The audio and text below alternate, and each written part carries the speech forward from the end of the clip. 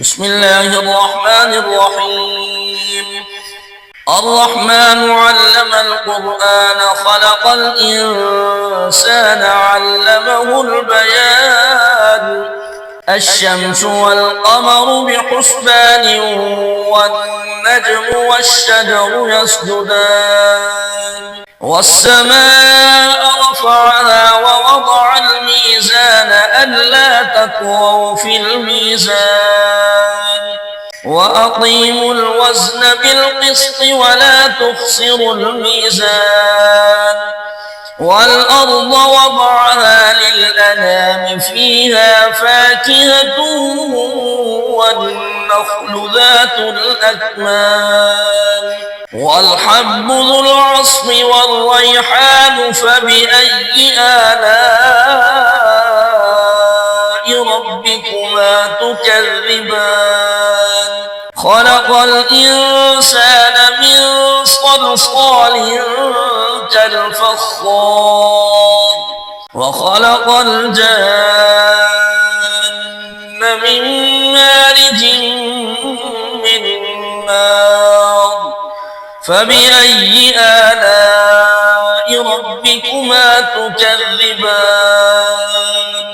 رب المشرقين ورب المغربين فبأي آلاء ربكما تكذبان مرج البحرين يلتقيان بينهما برزخ لا يبغيان فبأي آلاء ربكما تكذبان يخرج منهما اللؤلؤ والمرجان فبأي آلاء ربكما تكذبان وله الجوار المنشآت في البحر كالأعلام فبأي آلاء ربكما تكذبان كل من عليها فان ويبقى وجه ربك ذو الجلال والإكرام فبأي آلاء ربكما تكذبان يسأله من في السماوات والأرض كل يوم هو في شأن فبأي آلاء ربكما تكذبان سنفرغ لكم أيها الثقلان فبأي آلاء ربكما تكذبان يا معشر الجن والإنس إن استطعتم أن تنفذوا من أقطار السماوات والأرض فانفذوا لا تنفذون إلا بسلطان فبأي آلاء ربكما تكذبان يرسل عليكما شواظ من نار ونحاس فلا تنتصران فبأي آلاء ربكما تكذبان فإذا انشقت السماء فكانت وردة كالدهان فبأي آلاء ربكما تكذبان فيومئذ لا يسأل عن ذنبه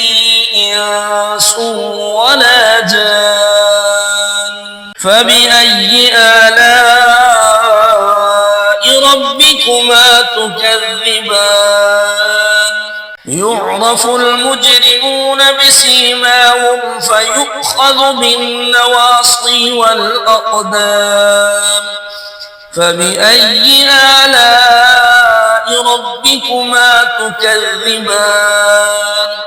هذه جهنم التي يكذب بها المجرمون يطوفون بينها وبين حميم آن فبأي آلاء ربكما تكذبان ولمن خاف مقام ربه جنتان فبأي آلاء ربكما تكذبان ذواتا أفنان فبأي آلاء ربكما تكذبان فيهما عينان تجريان فبأي آلاء ربكما تكذبان فيهما من كل فاكهة زوجان فبأي آلاء ربكما تكذبان متكئين على فرش بطائنها من استبرق وجنى الجنتين دان فبأي آلاء ربكما تكذبان فيهن قاصرات الطرف لم يطمثهن إنس قبلهم ولا جان فبأي آلاء ربكما تكذبان كأنهن الياقوت والمرجان فبأي آلاء ربكما تكذبان هل جزاء الإحسان إلا الإحسان فبأي آلاء ربكما تكذبان ومن دونهما جنتان فبأي آلاء ربكما تكذبان مدهامتان فبأي آلاء ربكما تكذبان فيهما عينان نضاختان فبأي آلاء ربكما تكذبان فيهما فاكهة ونخل ورمان فبأي آلاء ربكما تكذبان فيهن خيرات حسان فبأي آلاء ربكما تكذبان حور مقصورات